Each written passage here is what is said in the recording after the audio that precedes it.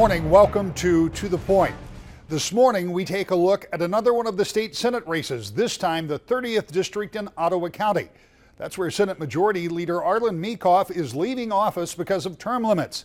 There are 4 people on the Republican side that are running for the office, starting with former Representative Joe Havman. You spent some time in Lansing. You obviously know your way around there. What makes you want to go back this time to be in the Senate? Rick, I want to finish the job. I was there 2 years under Jennifer Granholm. I was there for the worst part of Michigan's economy, and I was there for the comeback. I was there with Brian Calley and the leadership team I was part of from that class of 2008. We were part of that comeback, and I was just so proud of the accomplishments that we had in 2011 and 12, the first 2 years of Rick Snyder. I want to come back and make sure that economic comeback is sustainable, that we continue the road, and that we fix the problems that Michigan has today. They're a different set of problems from when I came in 2009, but nevertheless, we always have our challenges. So I want to finish that job. What are some of those challenges that you'd like to work on? Because then it was all about jobs, trying to cut the flow of people leaving the state, trying to keep kids at home after they went to college. That has largely subsided, so now what? Well, and when I talk to people, I say that. I would trade today's problems for what we had 10 years ago. We had double-digit unemployment. Today we have a talent shortage. We had a mortgage foreclosure crisis. Today we have an affordable housing crisis. We're in better shape today because our problems of today are because of our successes, not because of our failures. So we have those problems. And then we have, of course, whatever is on everyone's mind of continuing the road improvements, auto no fault, making sure that our schools come up to par and we work together as schools with our local governments, with our local school boards, to make sure that our students can learn for the next generation, for the next wave of jobs that haven't even been created yet. We don't even know what those jobs are. So we need students that know how to work. Our economic future is based on how intelligent, how well learned, how creative our students can be when they become adults. You mentioned 2 important issues to people that you hear about all the time, Oh, yeah. I'm sure. Roads and auto no fault. Let's start with auto no fault, because I would think that there is a majority of people who believe they pay too much for auto insurance. But by the way, that may be the case across the country because insurance is one of those issues. But we know Michigan's rates are higher, but we also know that it's an extraordinarily heavy lift to get Lansing to come up with some kind of a compromise that you can get passed on both ends of the Capitol and signed off on over in the Romney building, because you have some very strong lobbies on all sides. Exactly. So how do you approach auto no fault reform if you don't do it in some kind of a ballot initiative? Well, you nailed it. The reason this problem hasn't been solved is because parties don't want to compromise.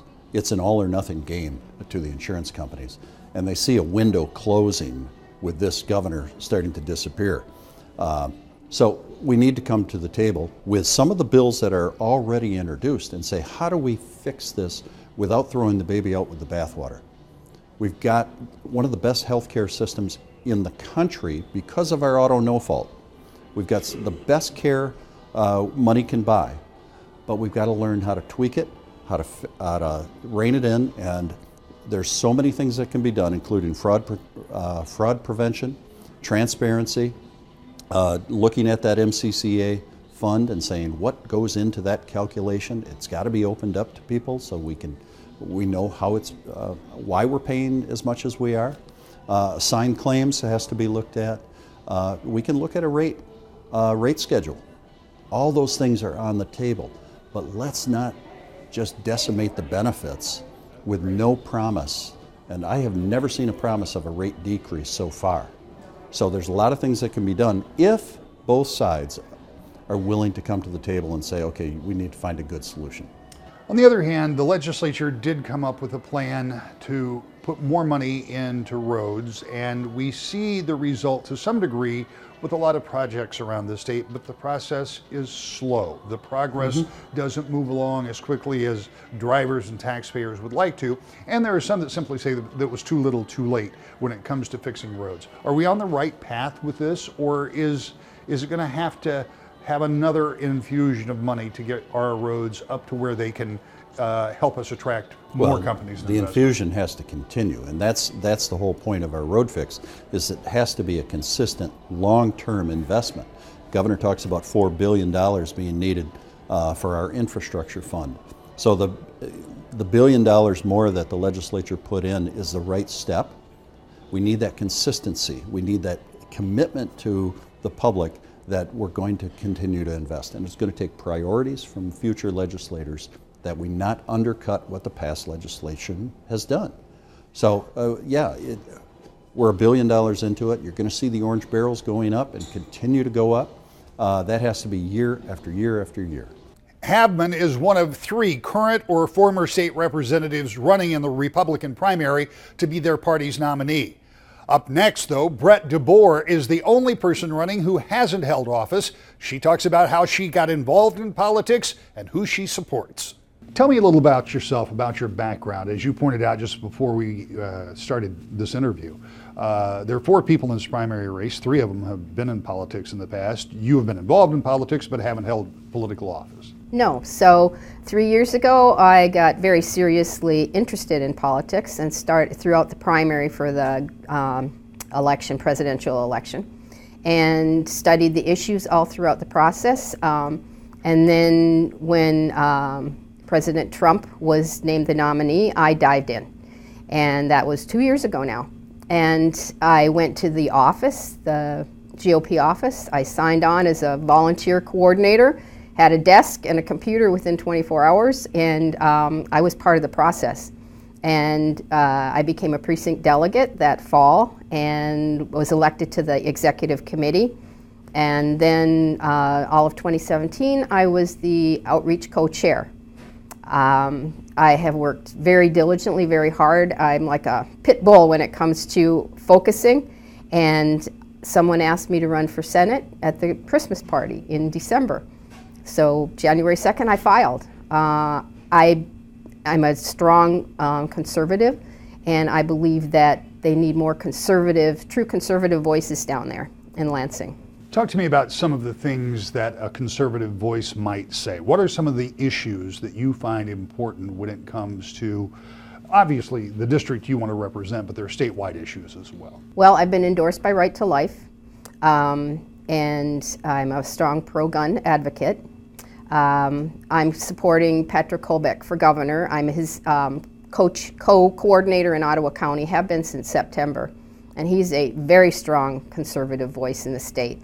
And I'm against sanctuary cities. I'm for improving our immigration system. We need to fix it. For education, fixing the roads. The thing is, I am not a career politician. I'm someone who's advocating for the forgotten people, for the silent majority.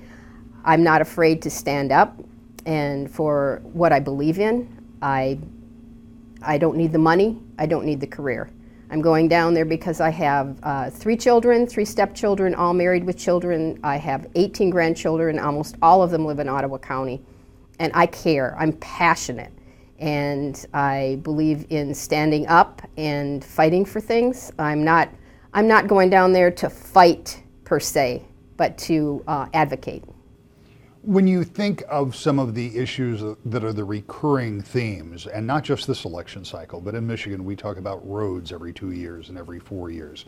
We talk about education every 2 years and every 4 years. And very often those conversations, not just those two, but particularly those two, center around how much money are we going to spend. You've identified yourself as a conservative. Conservatives very often say, wait a minute, let's see what the problem is, because the conservative philosophy very often says don't spend as much. Yet we know roads are a big problem. More money is being put into them, and there's still more to be done. So what would your take be on roads? Is there more money that needs to be spent on roads? In the short term, there's more money that needs to be spent on roads. They need to be built better. I talked to, at the door I knocked on, I talked to a contractor, and he said that there's an inspector every minute of every day that they're working on a road. There's an inspector there.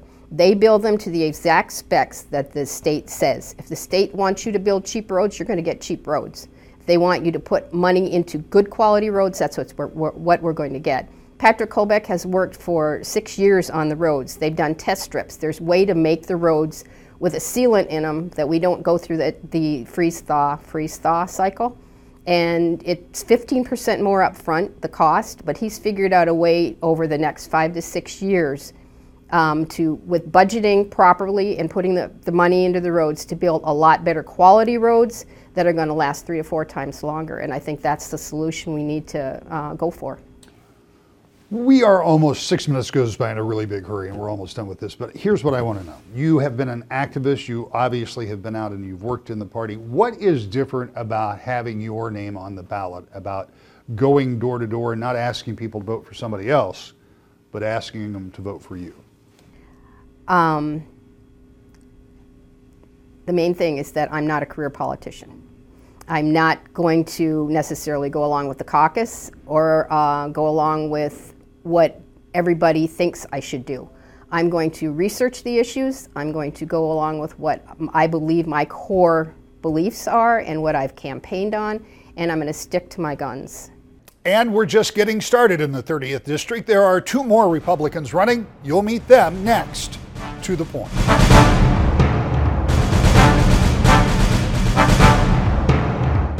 Welcome back to the Point. We're taking a look at the Republican primary for the 30th Senate District. Democrats and Libertarians don't have a primary. Third-party candidates haven't been selected yet. But there are 2 more candidates in the Republican primary for you to meet, including current state representative Daniela Garcia. Let's talk a little bit about this campaign. We were just talking, because of term limits, you can only serve for 6 years in the House. You did have another term you could run for, but instead you decided to run for an open Senate seat. The reasoning partially is because it's open, and again, because of term limits, that makes a difference. But why did you decide to run? Yeah, no, that's a great question. You know, I do have 1 more term left, and it doesn't often happen where you line perfectly with your terms. And so because Senator Meekhof will not be able to run, I decided to throw my hat in. A couple of different reasons. You know, a lot of the things that I work on tend to be some of the weightier issues: education, healthcare, commerce and trade. These are things that aren't easily addressed overnight or in one particular bill, but take a long time to implement change and affect change in. And so it's an opportunity to actually work on legislation and be able to see some of that implementation and correct some of that if it needs to be in a longer time period. I also, you know, I've been doing this for quite some time. The political world is a little bit newer to me. I'm more of a policy wonk, but this is something that I think is a great opportunity to dig even deeper into some of the issues that I'm very passionate about and that are important for West Michigan. When you think of some of those issues, I know the things that come up are roads and no fault and all of those kind of things, but what are some of the possible items? Because we know that a plan to fund roads was done with the legislature. There are some who believe that it's working. There are some that believe it was too little too late. We know that no fault insurance is very difficult to get to a consensus on. But what are some of the things that can happen? Yeah, I mean, I think there's still possibility with road funding and with looking at infrastructure below ground as well as above ground. We have made an effort to prioritize road spending from general fund, not just with the legislation that we passed in 2015, but finding revenue that is coming into the state that wasn't expected and prioritizing that and putting it into our roads. Ottawa County, we just passed $175 million a couple of months ago. Ottawa County received $2 million of that. Now, it seems like very little, but that's very meaningful for our community because you're seeing projects get down and projects get moved up that, you know, we're in desperate need of repair for some of our roads. I think we still have a lot of work to do on workforce related issues. So we're looking at how do we get more flexibility in our school systems so that our kids are going into that pipeline for workforce. That is really important with low unemployment rates here in Ottawa County and West Michigan, generally speaking, opening the hearts and minds of parents to say, wow, this is a great career path for my child, and you know, it can lead to entrepreneurship, which is amazing. I think there's still work to be done on the regulatory front too. You know, we want to maintain our business opportunities here, and there's still some work to make sure that we're a business-friendly state, so we can continue on that. And I actually do think that there's opportunity on auto no fault. You know, call me an optimist, but I think that if we really think about it, there are some things we can do. I know the Senate just sent over a package before we left on the in-district work period, and I'm hopeful that we can address that when we get back to Lansing. If there was something that could be done on auto no fault, for example, that could represent significant savings for families around the state, even more so on the east side of the state. But in the House, in this session, the very first effort by leadership was to do away with income tax. Now, that didn't happen, of course. Right. It was a 30-year plan, which some said was probably a bit of a stretch anyway. But there's always a balance, it seems, between spending money, cutting taxes, getting things done. Is no fault one of those areas where you could affect change and effectively give it wouldn't be a tax cut, but an insurance rate cut to people? Because of that, it seems like that should be much easier than it is. What are the forces working against it? Yeah, so I liken auto no-fault to almost a Christmas tree, right? So if you envision that you're putting so many ornaments on a Christmas tree, it will topple over under its own weight eventually. And I think that's the problem that we've seen so far, is that there's so many policies that people have interest in that we have one very large package of bills that ends up really helping nobody in the end because we can't pass it. If we take these bites at the apple, I think we're very much able to accomplish something that individuals will feel in their pocketbooks. And you're right, you bring up the southeast Michigan, the Detroit area. You know, most people don't know that 50% of the uninsured drivers, there are 50% uninsured drivers in Detroit. That impacts us here, and that's money for us here in West Michigan. So we need to find a solution where we're looking for folks to get insured who aren't, and saving money for those who are paying into the system. And things like, transparency in that MCCA fund, protecting seniors to make sure that we're not bankrupting them and creating bigger government programming by proposals that we're putting forward, making sure that there are savings. We really haven't seen a proposal that's guaranteed some savings for individuals either. So I'd like to see some of these ideas talked about. I believe there are about 40 bills that have been introduced, 20 to 40 bills, and we've only heard a hearing on one of them. So it's my hope that we can still have a very good conversation and that there's going to be opportunity in the fall, because that is the number one issue that I hear at the doors next to roads, and people are really in tune with that because it is costing them a lot of money. And yet another sitting state representative wants the nomination to run for the state Senate seat in Ottawa County, Roger Victory. Given what you know in your almost 6 years in Lansing, it's a little different than being out here on the farm. And you and I were talking about the differences between the two earlier. What motivates you to want to run to go over to the Senate?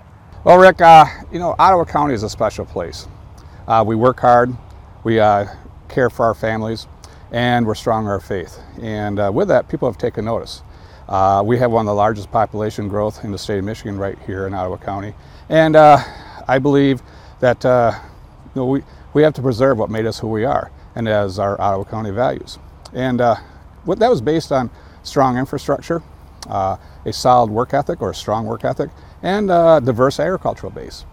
All of that, as you point out, does exist here, but you also pointed out the growing population and the very low unemployment rate out here. One of the things the governor has been pushing is really kind of comes back here to the farm. He talks about the high-tech and skilled training that's needed to do any number of jobs, including running some of the equipment that you run right here on some of this acreage. That's right. It may be manufacturing, agriculture, all these components that we're blessed here in Ottawa County, and that falls back to the skilled trades area, and that's something that I was passionate about when I, as a state representative, and that's why I worked on the $4.4 million of mobile labs. And that the point was that is take the training out of the university. So basically, the lab was based out of MSU, but take that equipment to the community colleges.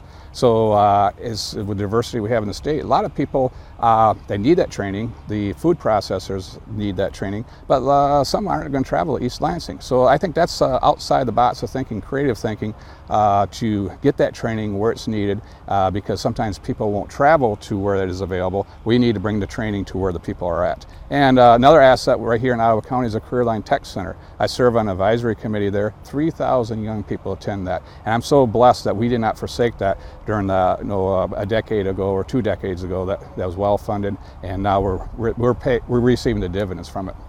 One of the things that all of the businesses, most all of the businesses in Ottawa County and around the state, particularly yours, you got to move your produce from point A to point B.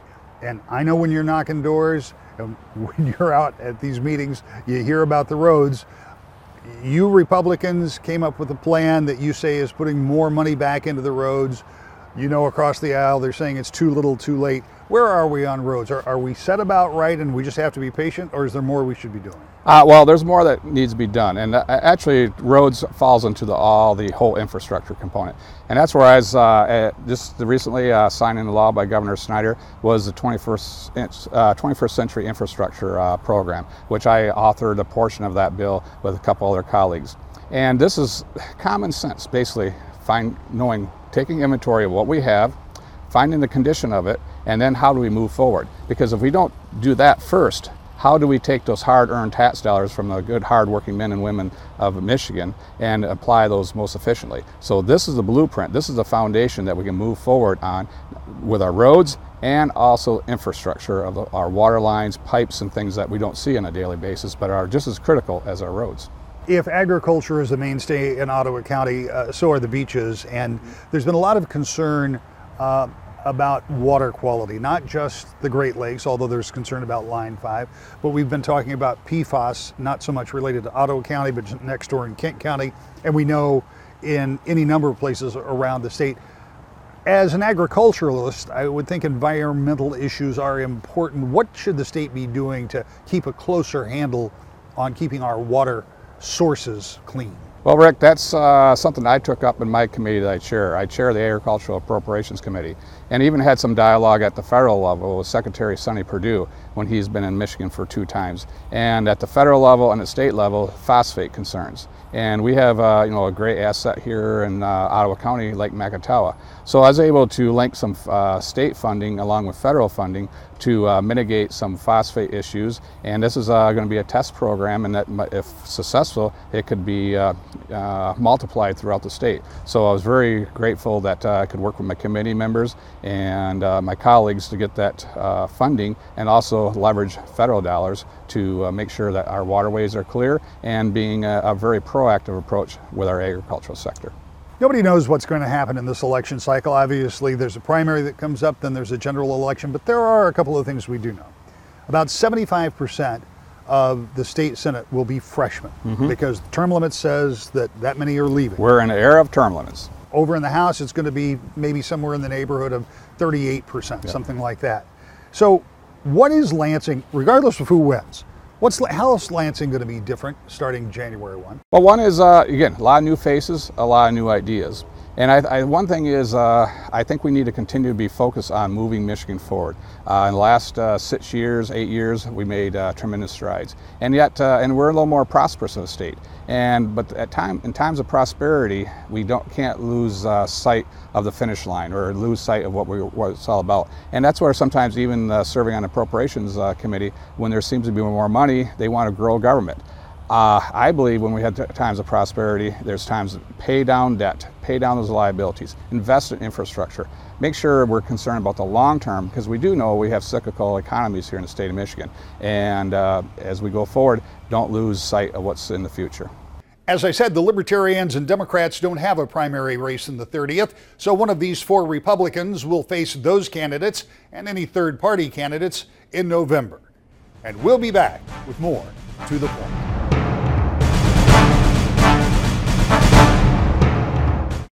This year's election will feature races for all 38 Senate seats, so before you go to the polls, you'll want to check out your ballot so you know who you're voting for. In some cases, like the 30th, it's an open seat, but there are other places where senators are running for re-election, so again, check your ballot. And of course, we've already featured a number of those open seat races right here on To the Point. You can go to our website at Wood TV, take a look at those as well. And we'll see you next Sunday morning.